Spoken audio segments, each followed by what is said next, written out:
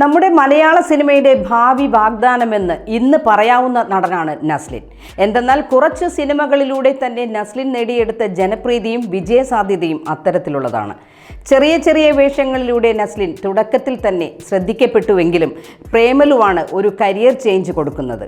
തൊട്ടതെല്ലാം മിന്നിക്കുന്ന നടൻ്റെ 2026 ചിത്രങ്ങൾ ഏതൊക്കെയാണെന്ന് നമുക്കൊന്ന് നോക്കാം.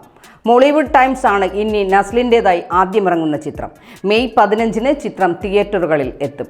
അഡ്വക്കേറ്റ് മുകുന്ദൻ ഉണ്ണി അസോസിയേറ്റ്സിൻ്റെ സംവിധായകനായ അഭിനവ് സുന്ദർ നായക് തന്നെയാണ് മോളിവുഡ് ടൈംസും നിർമ്മിക്കുന്നത്.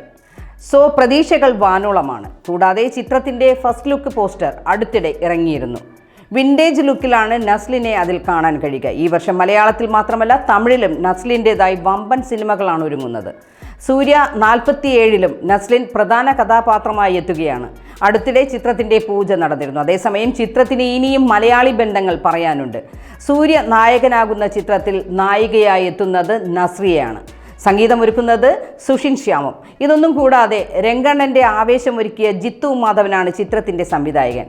ചിത്രം ഞെട്ടിക്കുമെന്ന് ഉറപ്പാണ്. അതേസമയം മമ്മൂക്കയുടെ ഖാലിദ് റഹ്മാൻ ചിത്രത്തിലും നസ്ലിൻ ഉണ്ടെന്നാണ് റിപ്പോർട്ട്. കുമ്പളങ്ങി നൈറ്റ്സിന് ശേഷം മധു സി നാരായണൻ ഒരുക്കുന്ന ചിത്രത്തിലും നസ്ലിനാണ് കേന്ദ്ര കഥാപാത്രമായി എത്തുന്നത്. എന്നാൽ ചിത്രത്തിൻ്റെ കൂടുതൽ വിശദാംശങ്ങൾ ഇനിയും പുറത്തു വന്നിട്ടില്ല. അതേസമയം അമൽ നീരദിൻ്റെ ബാച്ചിലർ പാർട്ടിയുടെ സെക്കൻഡ് പാർട്ടിൽ നസ്ലിനുമുണ്ട്. ഇത് കൂടാതെ മെഗാ ഹിറ്റ് ചിത്രം തുടരും. സംവിധായകൻ തരുൺ മൂർത്തിയുടെ ഡോർപിഡോയിലും നസ്ലിൻ തന്നെയാണ് സെൻട്രൽ ക്യാരക്ടർ.